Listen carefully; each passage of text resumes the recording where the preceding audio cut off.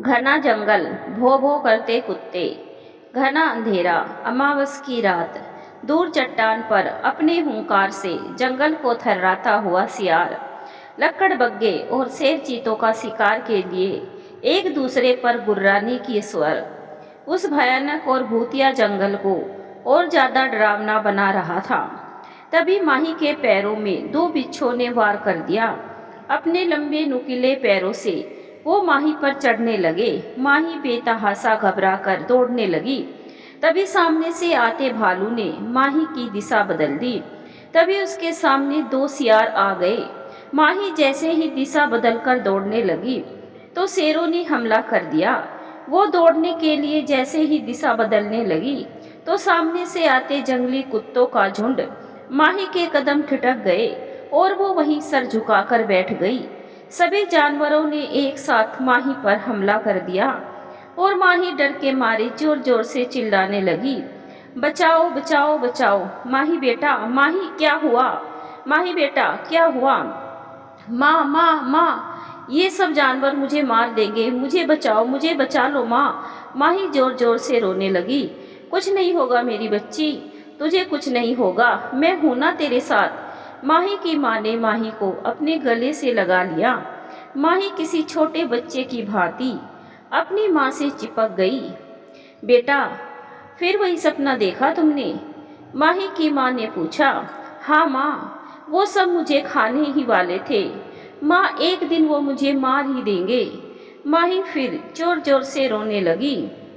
कुछ नहीं होगा मेरी बच्ची, तू देखना, एक दिन सब सही हो जाएगा।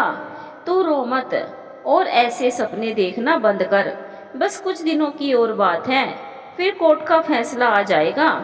तो हिम्मत रख, तेरा कोई कुछ नहीं बिगाड़ सकता। हिम्मत रख मेरी बच्ची।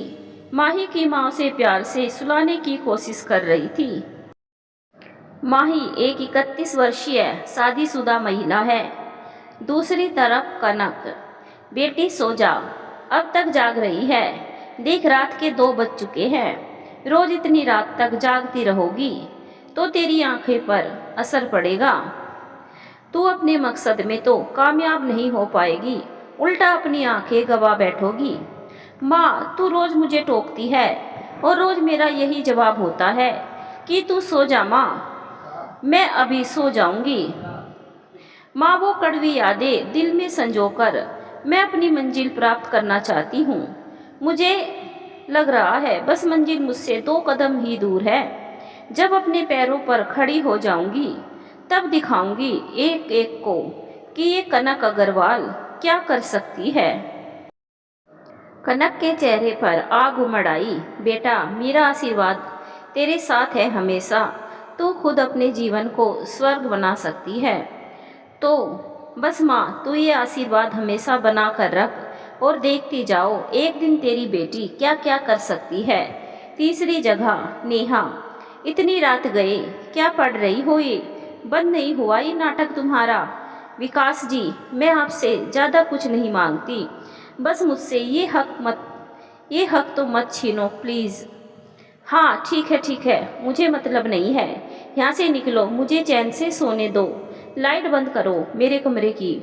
यहाँ से निकलकर चाहे कहीं भी जाकर मरो, लेकिन इतनी रात गए मैं कहाँ जाकर पढ़ूंगी विकास जी। बस थोड़ी देर की और बात है, मैं लाइट बंद कर सो जाऊंगी। नेहा ने बड़ी मिन्नत से आग्रह किया।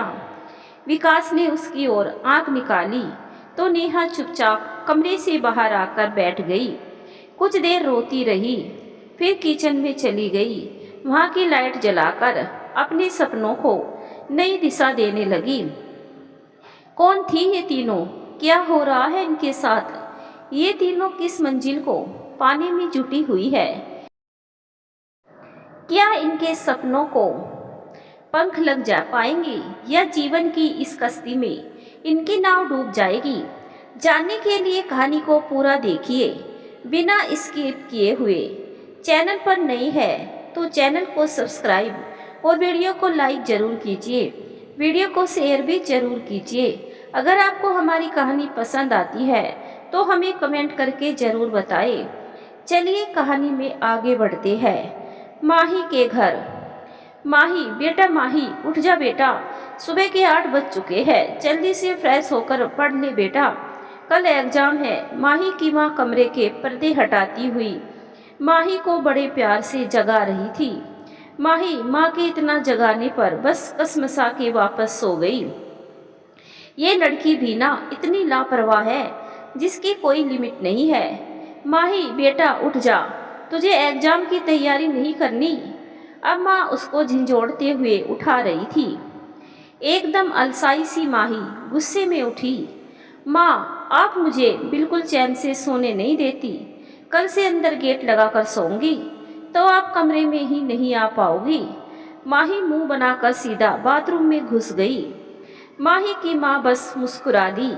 धन्यवाद हो तेरा भगवान, जो मेरी बच्ची की खुशियाँ तूने जल्द ही वापस कर दी।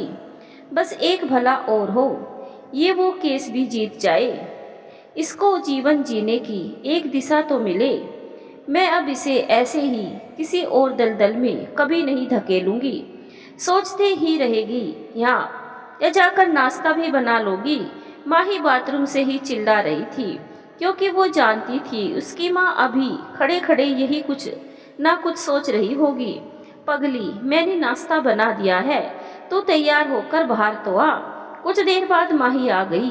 दोनों माँ बेटी नाश्ता करने लगी। बेटा, तू आज पूरे दिन अपने कमरे में बैठकर सिर्फ पढ़ाई करेगी, कल ही तेरा एग्जाम है। माँ, मैंने पूरी किताब रट ली है, अब क्या पढ़ूंगी। आपको तो मालूम है मैं उन बच्चों में से हूँ जो एग्जाम से कुछ दिन पहले ही तैयारी पूरी कर लेते हैं। यूँ एग्जाम से पहले टेंशन लेकर नहीं बैठते। और मैं ये भी जानती हूँ एग्जाम देकर यहाँ घंटों खुद भी टेंशन में बैठी रहेगी और मुझे भी हिलने नहीं देगी। मैं ही जानती हूँ एग्जाम तो तुम्हारी होती थी और टेंशन मेरी। दोनों हंसने लगी। अब की बार ऐसा नहीं होगा माँ, तेरी बेटी अब बदल चुकी है। माँ ही अचानक ही गंभीर हो गई। बेटा, ये पराठा तो ले, तेरा फेवरेट। माही की माँ ने बात बदलते हुए कहा। कनक के घर। बेटा कनक, सुबह उठते ही फिर लग गई तू पढ़ने। रात को देर से सोई और अब सुबह पहले फिर इन किताबों में घुस पड़ी। बेटा उठ जा, दूध और नाश्ता ले ले बेटा। अरे माँ, कल एग्जाम है, आपको पता है ना, मुझे पूरा रिवीजन खत्म करना है आज ही, आज की आज ही। तू इतनी तैयारी कर रही है, इतने दिन से रात दिन एक कर दिए और अब भी तू चिंता में बैठी है। बेटा, ऐसे दिमाग में प्रेशर लेकर एग्जाम देने जाएगी तो पास तो होगी नहीं, फेल हो जाएगी। तू उठकर फ्रेश हो जा, मैं नाश्ता लगा रही हूँ, वापस आने की जरूरत ना पड़े मुझे। कनक की मम्मी किचन में जाती हुई बोली। कनक झुंझला कर उठ गई, फ्रेश होकर नाश्ता करने बैठ गई। बेटा, तू इतनी होशियार है, फिर इतना प्रेशर क्यों लेती है? आराम से पेपर खत्म करना।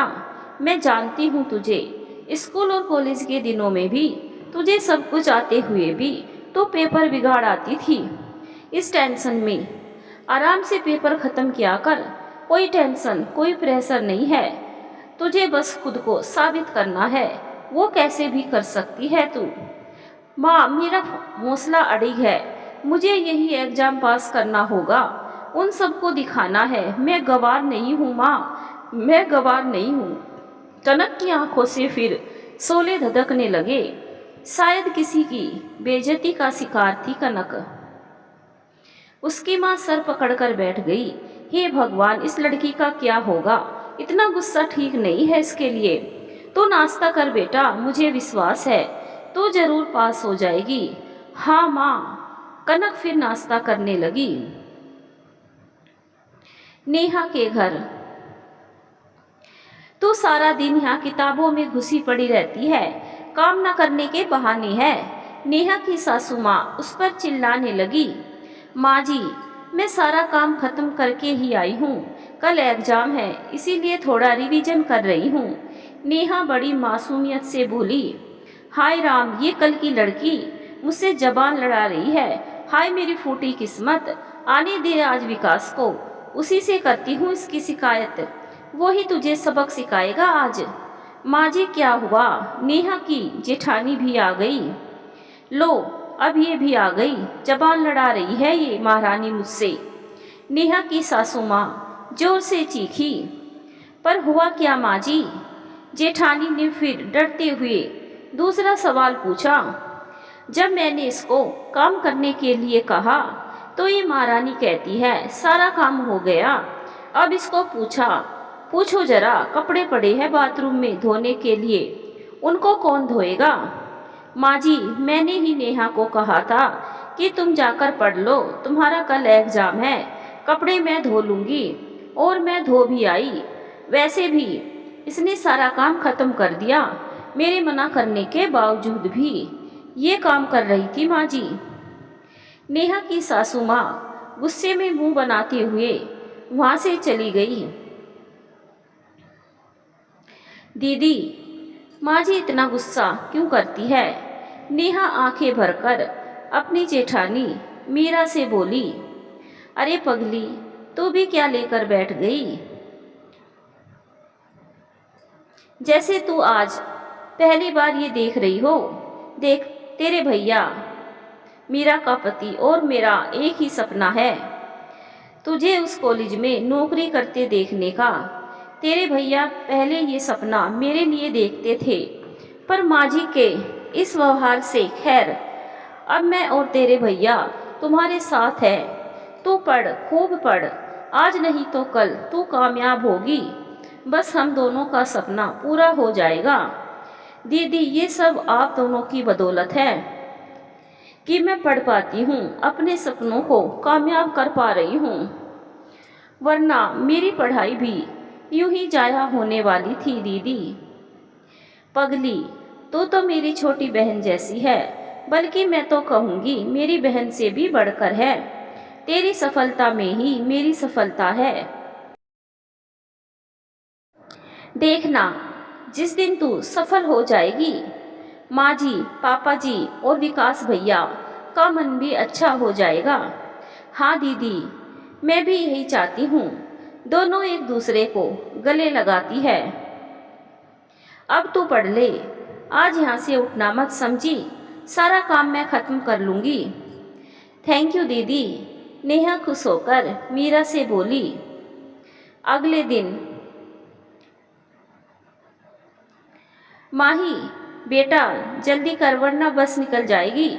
माँ बाहर से ही माही को जोर से आवाज लगा रही थी। अरे आ गई माँ, ये परमिशन कार्ड ही नहीं मिल रहा था, मैंने अलमारी में रख दिया था। चलो अब मैं निकलती हूँ माँ, वरना लेट हो जाऊंगी। अरे सुन तो, ये दही शक्कर खा कर जा, एग्जाम अच्छा जाएगा। नाश्ता तो तू करने से रही, लाओ माँ जल्दी खिला दो। माही दही शक्कर खाकर जल्दी से बस स्टॉप के लिए भागी। इधर कनक की माँ भी उसे दही शक्कर खिलाकर भेज रही थी। जिस बस स्टॉप पर माही खड़ी थी, उसी बस स्टॉप पर कनक भी आई, पर दोनों एक दूसरे से अनजान थी। कुछ देर बस के इंतजार करने के बाद बस आ गई। सवारियों से बस खचाखच भरी थी। दोनों जद्दोजहद करने के बाद बस में चढ़ गई। इधर नेहा की जेठानी मीरा ने भी रसोई में उसे दही शक्कर खिलाकर अपने पति रोहन के साथ कॉलेज भेजा। तीनों का आज कॉलेज प्रोफेसर पद के लिए एग्जाम था। कनक ज्योग्राफी विषय का, माही केमिस्ट्री और नेहा अंग्रेजी विषय का एग्जाम दे रही थी। संयोगवश तीनों का एक ही कॉलेज में सेंटर आया। तीनों एक दूसरे से बिल्कुल अनजान थी।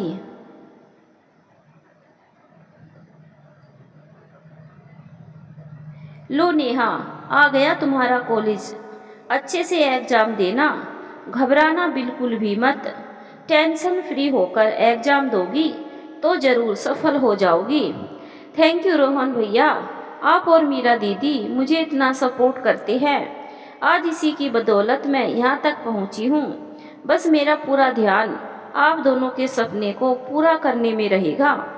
पगली, तू चिंता मत करना, अगर तू पास नहीं होगी तो हम नाराज हो जाएंगे।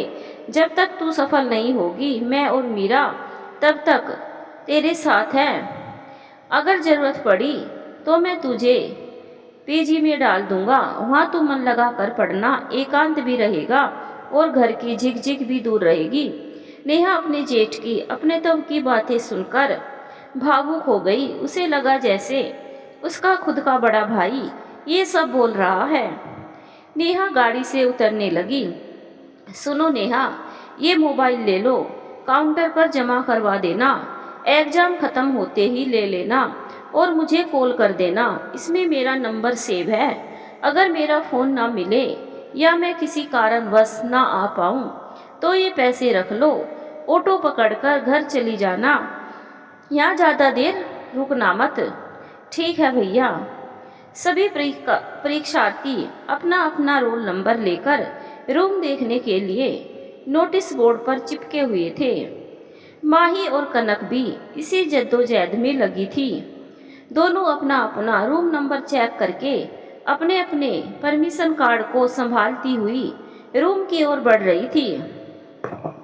इतने में दोनों टकरा गई। दोनों के ही परमिशन कार्ड और बाकी जरूरी सामान नीचे गिर गए। एक दूसरे को सॉरी बोलते हुए दोनों अपने अपने सामान उठाने लगी। मुस्कुराकर अपने अपने कमरे की ओर चल दी।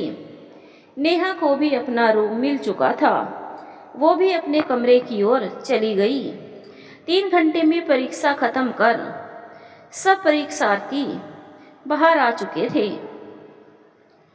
नेहा ने काउंटर से फ़ोन ले लिया और अपने जेठ को मिलाया, पर बार बार फ़ोन बंद आ रहा था। नेहा बहुत परेशान हो गई। थोड़ा इंतज़ार कर लेती हूँ भैया का, शायद वे आते ही होंगे। नेहा मन ही मन सोचकर कॉलेज के बाहर बनी बेंच पर बैठ गई। काफ़ी देर इंतज़ार के बाद भी रोहन नहीं आया तो बस स्टैंड की ओर चल पड़ी। उसने देखा कॉलेज लगभग खाली हो चुका था। इक्के दुक्के परीक्षार्थियों के अलावा अब कोई न था। बस स्टैंड पर जाकर वहाँ खड़ी हो गई। माही और कनक भी वहीं खड़ी थी। बस स्टैंड पर ज़्यादा लोग नहीं थे। नेहा के अलावा वहाँ सिर्फ कनक, माही और 2 लड़कियाँ ही थी। नेहा कभी घड़ी को देखती तो कभी बस का रास्ता निहारती। कभी वो बैठती तो कभी खड़ी होकर इधर उधर नजर घुमाती। तभी एक कार आई। वहाँ खड़ी 2 और युवतियों को उसमें बैठ गई। वहाँ अब बस माही, कनक और नेहा ही खड़े थे। उस कार चालक ने माही, कनक और नेहा को बताया कि आज बस चालकों ने अघोषित हड़ताल कर दी है। कुछ दंगों की वजह से ऐसा हुआ है। अब तीनों की तीनों चिंता में थी। नेहा तो सिर पकड़कर वहीं कुर्सी पर धड़ाम से बैठ गई। तीनों आपस में अनजान थी, पर चिंता की लकीरों ने तीनों को आपस में बोलने पर मजबूर कर दिया। पहल नेहा ने की। नेहा अचानक ही रोने लगी तो कनक और माही अनजान होते हुए भी अपने तरफ से उसे चुप करवाने लगी। आप रोइए मत प्लीज, लीजिए पानी पी लीजिए, अभी कोई ना कोई ऑटो आ ही जाएगा। इस तरह रोना अच्छा नहीं है। माही ने प्यार से पानी की बोतल नेहा को देते हुए कहा। हाँ आप रोइए मत, कोई ना कोई ऑटो आता ही होगा, कनक बोली। न जाने की व्यवस्था है और ना यहाँ इंतजार करने की सही जगह, क्या करे और क्या ना करे। समय से घर नहीं पहुँची तो नेहा घबराते हुए बोली, अरे आप चिंता क्यों करती हैं, थोड़ी देर शांति रखिए, सब सही हो जाएगा, कनक बोली। थोड़ी देर इंतजार के बाद नेहा ने अपने जेठ रोहन को फ़ोन ट्राई किया तो लग गया। नेहा ने उसे सारी स्थिति बता दी। तुम वहीं रुको, मैं आ रहा हूँ। रोहन मीटिंग बीच में ही छोड़कर तेजी से गाड़ी की ओर भागा। 10 मिनट में रोहन नेहा के पास पहुँच गया। आ जाइए आप लोग भी, भैया आपको छोड़ देंगे, नेहा ने प्यार से निवेदन किया। नहीं आप चले जाइए, अभी ऑटो आता ही होगा। माही अनजान लोगों पर विश्वास कम ही करती थी। इसीलिए नेहा के बहुत कहने पर भी माही को उनके साथ जाना उचित नहीं लगा। कनक भी उन लोगों के साथ जाना नहीं चाहती थी, सो उसने भी मना कर दिया। आप बिना मतलब परेशान हो गए हमारे लिए, आप चले जाइए, हम ऑटो से आ जाएगी। काफ़ी निवेदन पर भी जब दोनों साथ चलने के लिए तैयार नहीं हुई तो नेहा उन्हें बाय कहकर गाड़ी में बैठ गई। नेहा के जाने के बाद मैं अनजान लोगों पर विश्वास कम ही करती हूँ। माही ने सोचा शायद उसकी वजह से कनक भी जा नहीं पाई। सही कह रही है आप, फिर हम उन्हें जानते भी कितना है, न जाने कैसे लोग हो सकता है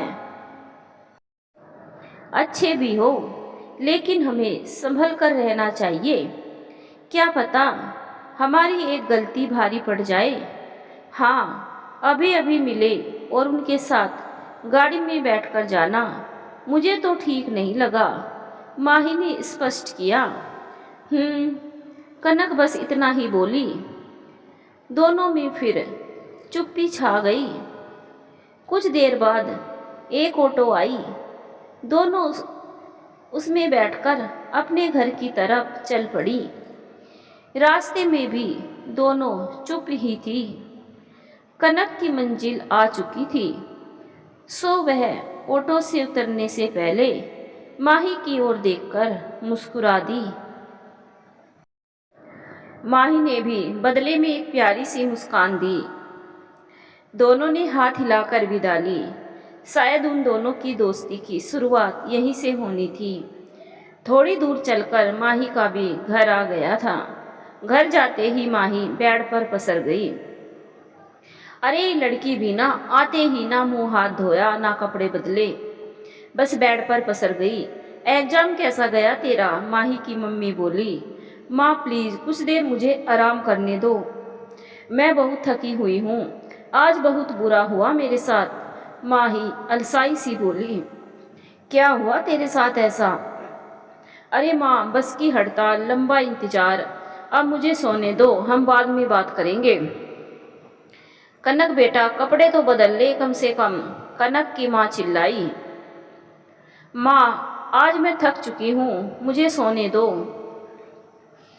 तभी तो भी ना इतनी सी जान नहीं है तेरे में, बस आते ही पसर गई। सुबह भी भूखी गई थी, कुछ खा ले।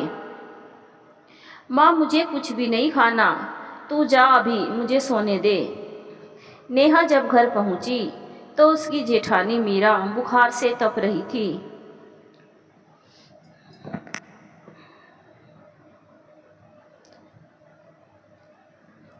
जेठ रोहन उसे लेकर अस्पताल चला गया। अब जाते ही घर का सारा काम खत्म किया। थकी होने के बावजूद भी वो घर के कामों में लग गई। सासू माँ एक से एक बढ़कर एक काम उसे बताई जा रही थी और नेहा चुपचाप कामों में लगी थी। शाम के समय माही और उसकी माँ चाय पी रहे थे। बेटा तेरा एग्जाम कैसा गया? तूने तो बताया ही नहीं। मत पूछ माँ, ना जाने मैंने क्या ही किया उस पेपर में, क्या लिखा क्या नहीं भगवान जाने। हाँ तेरा हमेशा का यही राग है, देखते हैं वो तो परिणाम क्या कहता है तेरा। थोड़ी देर बाद किसी ने दरवाज़ा खटखटाया। माही की माँ जाकर दरवाज़ा खोलती है। माही शर्मा जी का घर यही है? जी हाँ यही है, कहिए। कोर्ट की ओर से नोटिस है, लीजिए और इस रजिस्टर पर दस्तखत कर दीजिए। नोटिस? माही की माँ थोड़ी परेशान थी। जल्दी से दस्तखत कर नोटिस को खोलते हुए अंदर आई। माँ कौन था? माही ने पूछा। कुछ नहीं बेटा, कोर्ट से नोटिस है, माँ चिंतित होते हुए बोली। अब चिंता में जाने की बारी माही की भी थी। क्या लिखा है माँ, जल्दी देखो। लिखा है बेटा, तुम्हें 4 दिन बाद यानी 13 तारीख को कोर्ट में पेश होना होगा। तलाक के केस और घरेलू हिंसा के केस की सुनवाई है। माही थोड़ी डरी हुई थी। माँ, क्या होगा अगर मैं हार गई तो? फालतू बात ना कर, हिम्मत रख मेरी बेटी। हार उन्हीं की होगी जो बुरे हैं, समझी? इतने में वकील का फोन आ गया। हेलो माही, क्या कर रही हो? नोटिस आ गया तुम्हारे पास? जी मैडम, आ गया। माही के स्वर में डर और चिंता साफ झलक रही थी। डरो मत, तुम ही जीतोगी। सब कुछ मुझ पर छोड़ दो तुम। जी मैडम, मुझे बस तलाक चाहिए और मेरा बच्चा। इतना कहकर माही रो पड़ी। देखो, हिम्मत रखो, सब ठीक होगा, सब ठीक हो जाएगा। जिस दिन की तारीख है उस दिन समय पर आ जाना। 4 दिन बाद माही की पेशी हुई। माही ने अपने ससुराल वालों पर घरेलू हिंसा और तलाक का केस दायर किया था।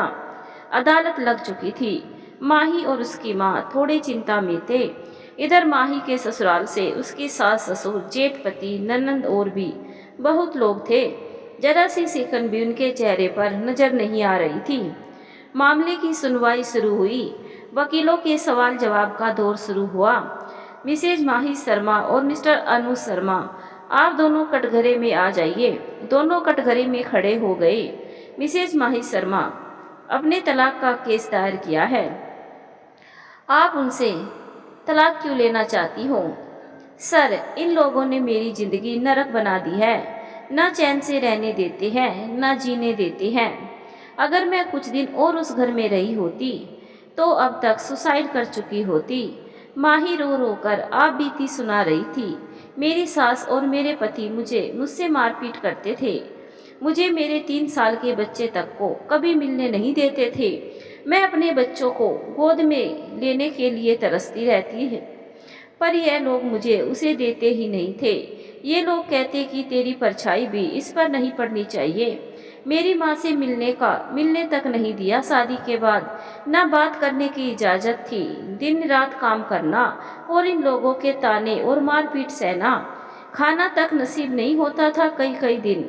वो दिन मैंने काल कोठरी की तरह गुजारे। एक दिन अपनी सहेली की मदद से भाग आई वहाँ से।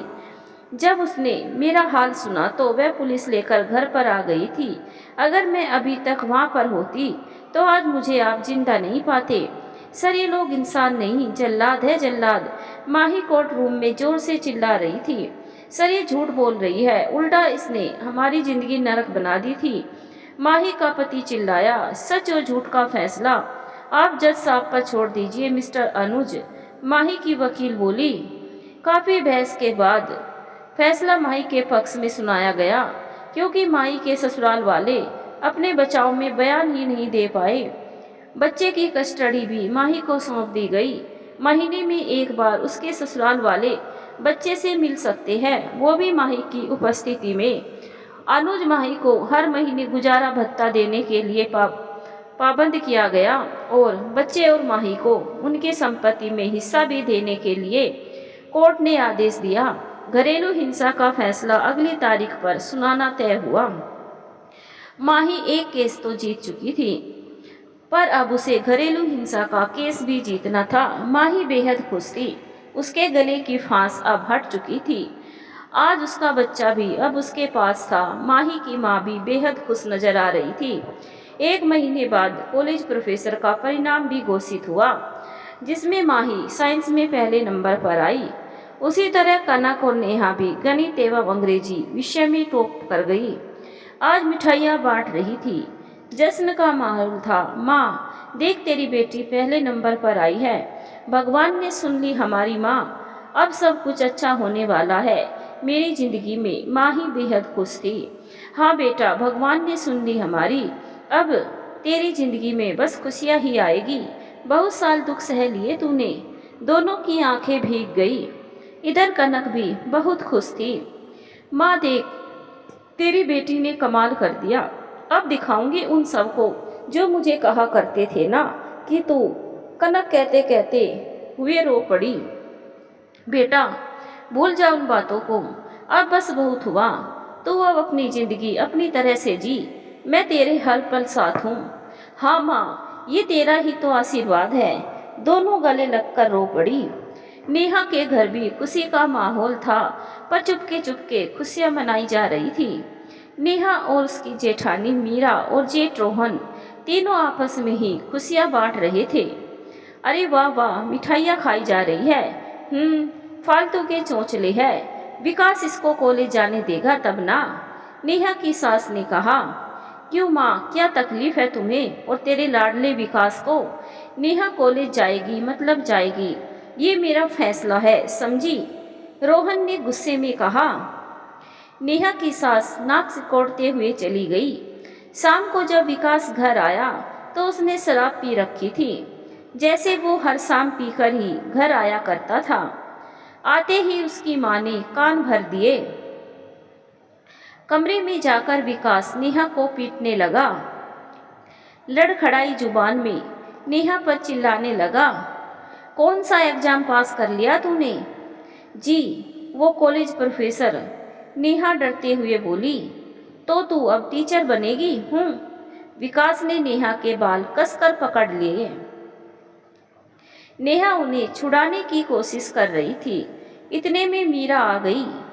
विकास भैया, ये क्या कर रहे हैं आप? मीरा चिल्लाई।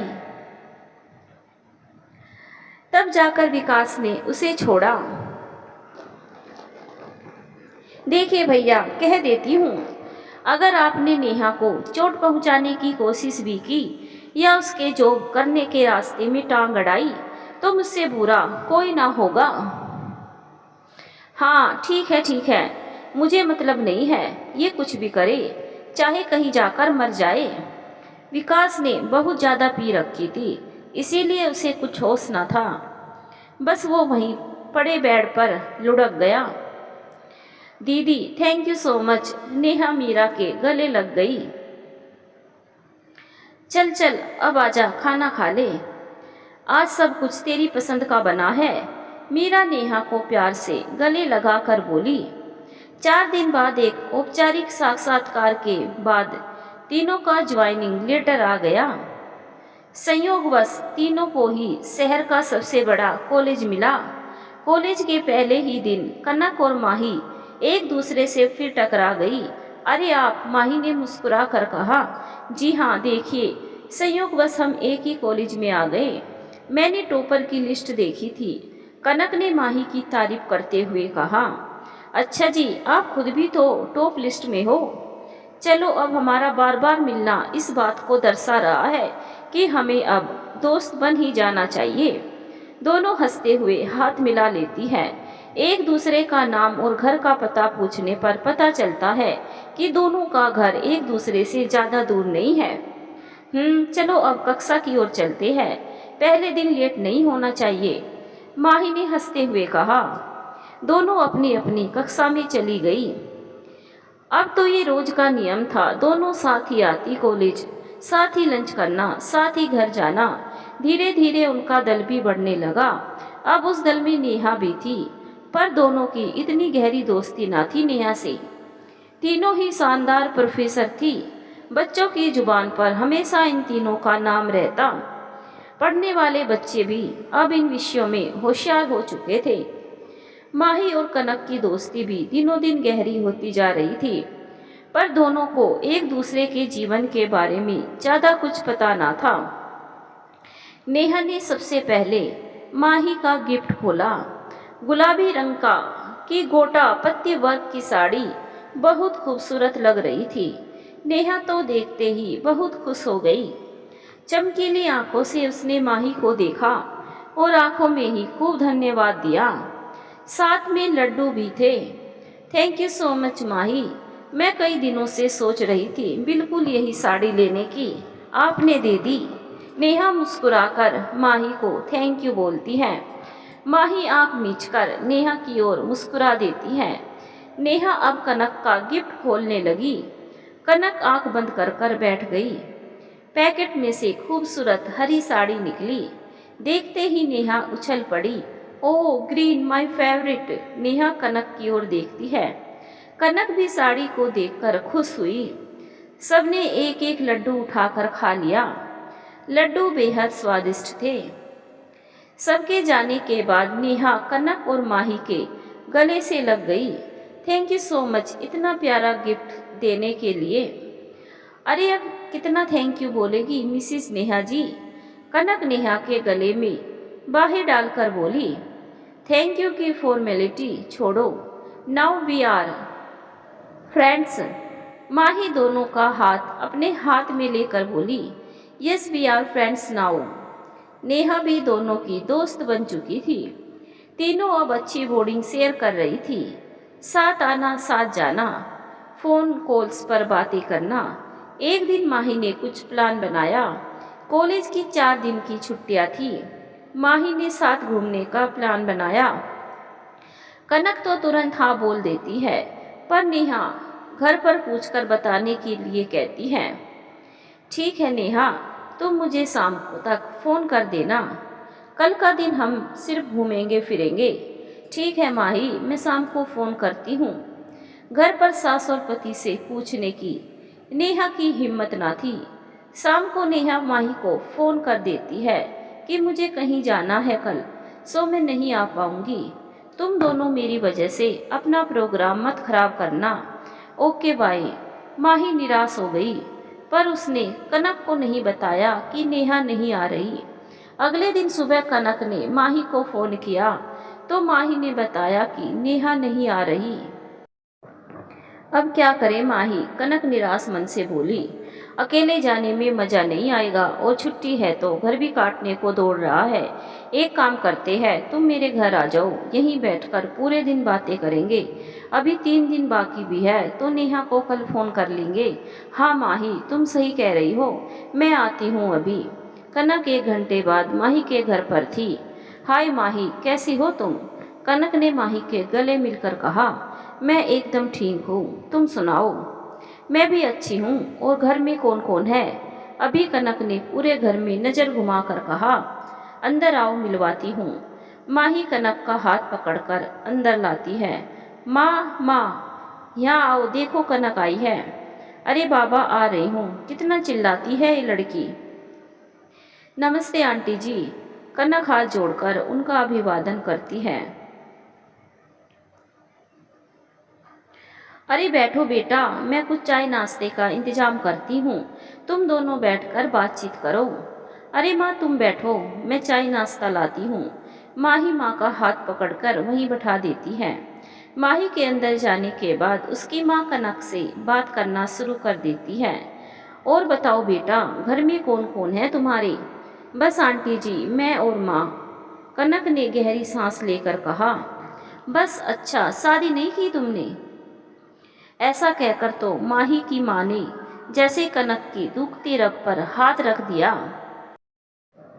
कुछ देर तो कनक चुप रही। आंटी जी, शादी हुई भी और आज टूटने की कगार पर है। शादी का नाम सुनते ही खून खौलने लगता है मेरा।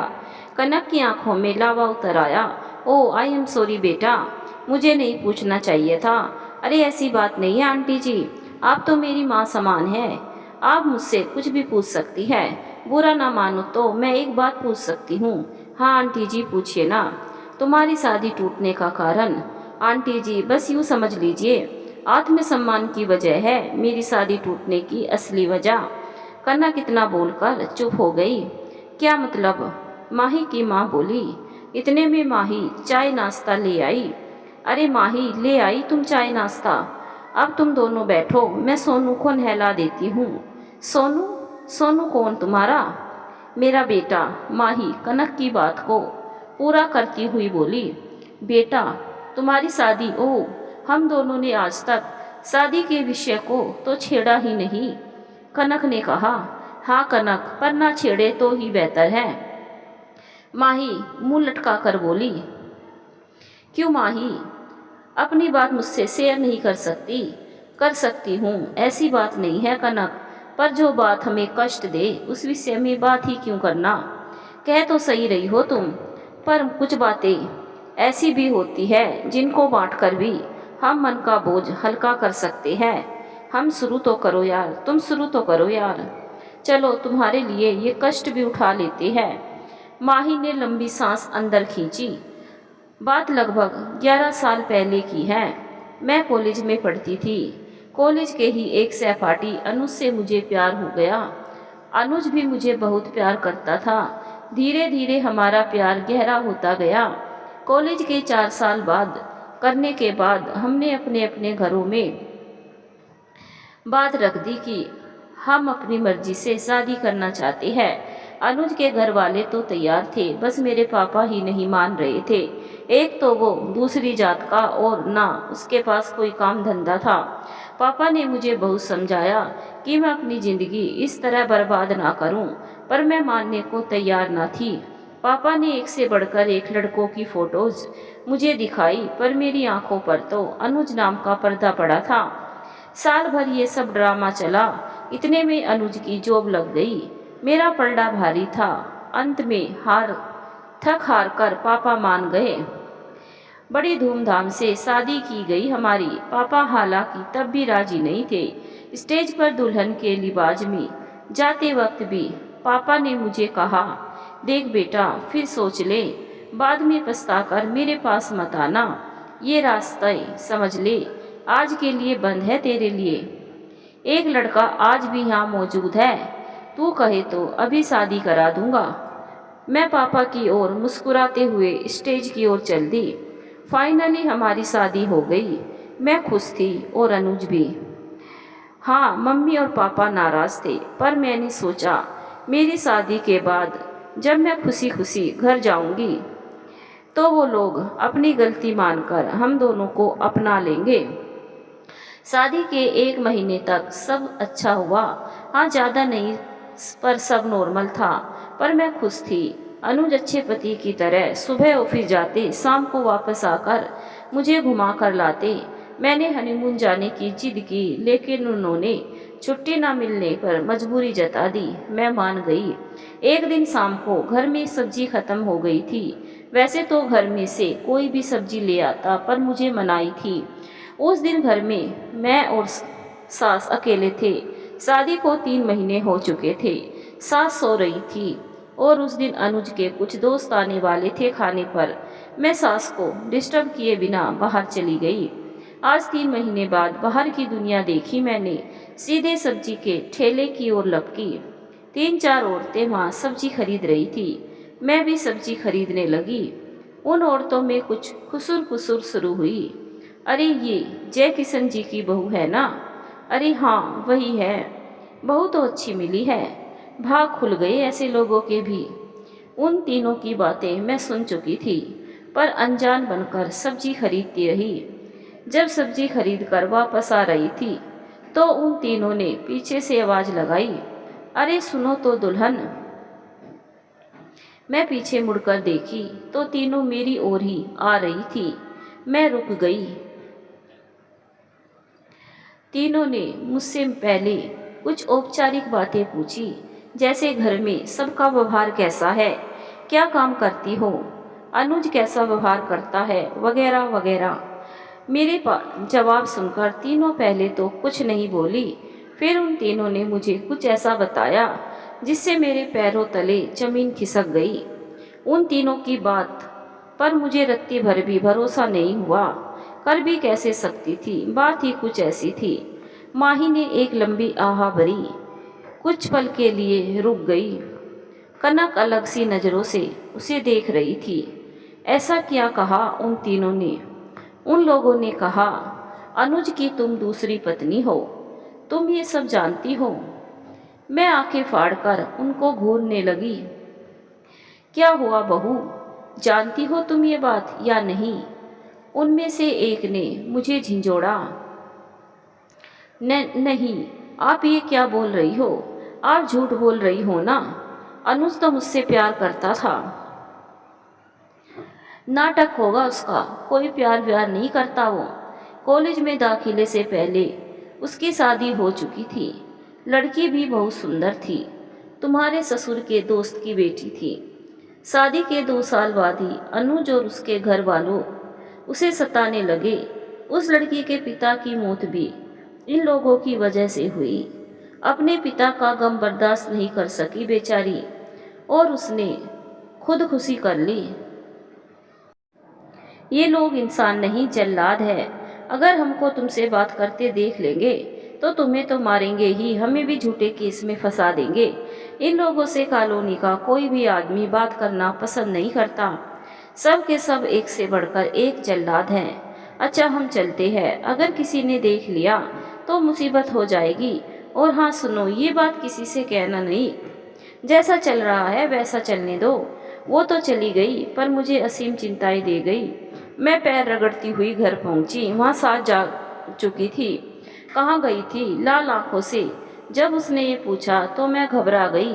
वो मैं सब्जी लेने मना किया है ना तुम्हें बाजार जाने के लिए। आप सो रहे थे और शाम को उनके दोस्त आने वाले थे तो मैं और एक जोरदार तमाचा मेरे मुंह पर पड़ा। मैं जमीन पर गिर पड़ी धड़ाम से। कुछ देर के लिए सुध बुध खो गई। खुद को संभाल कर खड़ी हुई तो सास एक जल्लाद की तरह मेरे ऊपर खड़ी थी। मेरी बाह पकड़कर उसने मेरे कानों में जोर से कहा, जितना बोला जाए उतना ही काम किया कर। मैं अपने कमरे में बैठकर रोती रही। बस रह रहकर यही याद आता, काश पापा की बात मान ली होती। पर जो हो गया उसे कैसे बदलती। महारानी उठकर खाने की तैयारी कर, कब तक टेसुए बहाएगी। सास की एक आवाज़ में उठकर मैं खाना बनाने लगी। शाम को उनके दोस्त आए खाने पर। उनके जाने के बाद मैंने अनुज को सब बता दिया। मुझे सांत्वना मिलने की बजाय वही मिला जो मेरी सास ने दिया, अनुज से पहला तमाचा। अब तो ये रोज का नियम बन गया था, हर छोटी गलती पर वही तमाचा। फिर चाहे मेरी ननंद हो या ससुर, चाहे सास हो या पति, मेरा जेठ भी कम ना था। उसकी गंदी नज़र हर वक्त पीछा करती थी मेरा। मुझे मम्मी पापा से बात करने या घर जाने की पाबंदी थी। एक दिन कैसे जैसे पापा से बात हुई, उन्होंने सब जान लिया। रोने लगे थे फ़ोन पर ही। अपनी बेटी को दुख में कैसे देख सकते थे। एक दिन वो भी हार्ट अटैक की वजह से दुनिया छोड़ गए। मुझे पापा को देखने तक नहीं आने दिया। यहाँ मुझे कमरे में बंद करके रखते, खाना तक नहीं देते। एक बार सब किसी शादी में गए हुए थे। अनुज घर आए, उन्होंने बहुत शराब पी हुई थी और बस आते ही उन्होंने मेरे साथ जबरदस्ती की। मेरी हालत बद से बदतर होती जा रही थी। पर एक दिन पता चला मैं पेट से हूँ। इस बात की खुशी मिली मुझे। 9 महीने के बाद मुझे प्यारा सा बच्चा हुआ, पर उससे भी मुझे दूर रखा जाता। कहते तेरी छाया भी नहीं पड़ने देंगे इस पर। मैं परेशान थी। एक दिन मैंने अपनी दोस्त जो पुलिस में है उसकी मदद ली और भाग आई वहाँ से। उसी के कहने पर केस किया और जीत भी गई। आज वो सब जेल में है। पति तो बेल पर छूट भी गया, पर कितने दिन, एक दिन वापस जेल जाएगा। आज खुशी है कि मेरा बेटा मेरे पास आ गया। ओह माय गॉड, इतना सब सहा तुमने माही। कनक सर पकड़कर बैठ गई। अगर कुछ दिन और वहाँ रहती तो शायद आज जिंदा ना होती। माही की आंख भर आई। अच्छा वो सब छोड़ो, तुम्हारी शादी। माही ने कनक की ओर देखा और मौन रहकर सिर हिलाया। क्या तुम्हारे साथ भी ये सब? नहीं माही, इतना तो नहीं, पर मेरे आत्मसम्मान को मारा गया था माँ, इसीलिए छोड़ आई। जहाँ मेरी इज्जत नहीं वहाँ मैं एक पल नहीं रह सकती। हालांकि इन सब में मेरे ससुर का पूरा सपोर्ट था मुझे। मेरी अरेंज मैरिज हुई थी। मेरे पति कंपनी में मैनेजर थे। बहुत घमंड था अपनी जॉब पर। हमारी शादी के अगले ही दिन कह दिया उसने कि मैं तुमसे शादी करना ही नहीं चाहता था। मुझे तो कोई जॉब वाली लड़की चाहिए थी। शुरू में तो मैंने मजाक समझा, लेकिन बाद में आए दिन उनको मुझे नीचा दिखाना, मेरी सबकी सामने बेइज्जती करना, बदतमीजी से बात करना बढ़ता ही गया। उन सब में मेरी सास भी शामिल होती। थक चुकी थी सहते सहते, बस चैलेंज दे आई। अब अपने पैरों पर खड़ी होकर दिखाऊंगी। घर आई तो भाई भाभी ने सुनाना शुरू कर दिया। मुझे अपनी औकात दिखा दी। वहाँ से भी भाग आई, माँ भी साथ चल दी। आज अपनी मेहनत के दम पर यहाँ हूँ। अब फ़ोन करके अपनी गलती की माफ़ी मांगता है। अभी कुछ दिन पहले तलाक का नोटिस भेजा है मैंने, पर वो तैयार नहीं है तलाक देने के लिए। ओ, तो तुमने आत्मसम्मान के लिए घर छोड़ा। बहुत अच्छा किया तुमने कनक। ये पुरुष समाज महिलाओं को ऐसे ही दबाता है। अब हमें कुछ करके दिखाना होगा। हम तो अपने रास्ते बना सकती थी, इसीलिए आज यहाँ है। पर समाज में और भी दबी कुचली लड़कियों का क्या होता होगा। कनक ने चिंता जताते हुए कहा, हाँ कनक, ये तो नहीं सोचा मैंने। क्या हमें कुछ करना चाहिए उनके लिए? मैं भी यही सोच रही थी, एक सोच ही समाज बदल सकती है। शायद हमारे प्रयास से सब अच्छा हो जाए, कनक ने कहा। तो ठीक है, आज और अभी से प्रण लेते हैं, इस समाज में दबी हुई महिलाओं के हित के लिए हम कुछ ना कुछ तो जरूर करेंगे। क्यों कनक? माही कनक की ओर देखकर मुस्कुराई और दोनों खिलखिला दी। माही और कनक इस बात को अंजाम देने की तैयारियों में जुट गई। अब दोनों अपनी सैलरी का एक हिस्सा बचत करने लगी। एक दिन उनके इस प्लान के बारे में नेहा को भी पता चल गया। उसने भी बताया कि कैसे उसकी शादी एक शराबी और जुआरी के साथ की गई। उसकी सास उसे परेशान करने का एक मौका तक नहीं छोड़ती। हाँ, उसकी जेठानी और जेठ की वजह से आज वो इस पद पर पहुंचने में कामयाब हो सकी है। नेहा भी माही और कनक की इस मुहिम में जुट गई। धीरे धीरे करके एक साल में उन्होंने करीब 2 लाख रुपए बचत कर लिए। इससे उन्होंने एक इंस्टीट्यूट खोला जिसमें गरीब, जरूरतमंद और ससुराल या घर से निकाली गई औरतें, लड़कियों को अलग अलग जॉब के लिए तैयार किया जाता था। सोशल मीडिया पर उन्होंने एक अकाउंट भी बनाया जिसका नाम था हमें जीना है। उनका ये अकाउंट बहुत प्रसिद्ध हो गया। अपने इंस्टीट्यूट का नाम भी उन्होंने हमें जीना है ही रखा। इस इंस्टीट्यूट में कराटे, जूडो एवं अपनी रक्षा स्वयं करने के गुर सिखाए जाने लगे। लाखों लोग इसे पसंद कर रहे थे। सरकार भी अब इस मुहिम का साथ दे रही थी। कनक ने अपने पति से तलाक ले लिया और प्रण लिया कि वो अपनी सारी जिंदगी अब इन जरूरतमंद महिलाओं के कल्याण के लिए ही बिताएगी। नेहा की सास भी अब सुधर चुकी थी। नेहा का पति जुआ खेलता पकड़ा गया, सो वह अब जेल में है। समाज का आधा वर्ग तो वैसे ही समझ चुका था और जो अब भी ना समझ था उसे वो महिलाएं सुधार रही थी जो इस मिशन का हिस्सा थी। सच, आज भी समाज में कुछ लोग ऐसे हैं जो महिलाओं को कमजोर और दबा हुआ समझते हैं। उन्हें इस बात का अंदाजा ही नहीं कि महिलाएं दर्द सहकर अगर एक जिंदगी को जन्म दे सकती है, जो सारे काम को इतनी निपुणता से कर सकती है, जो महिलाएं आज हवाई जहाज उड़ाती है, बड़ी बड़ी मशीन चलाती है, वो महिला कमजोर या दबी हुई कैसे हो सकती है? कभी किसी महिला को कमजोर न समझना। अगर वो अपनी पर आ जाए तो समाज की ऐसी बुनियाद तक को हिला सकती है जो उसे कमजोर या दबा हुआ समझता हो।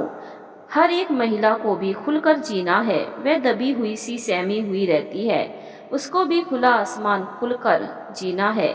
हमें जीना है। धन्यवाद दोस्तों।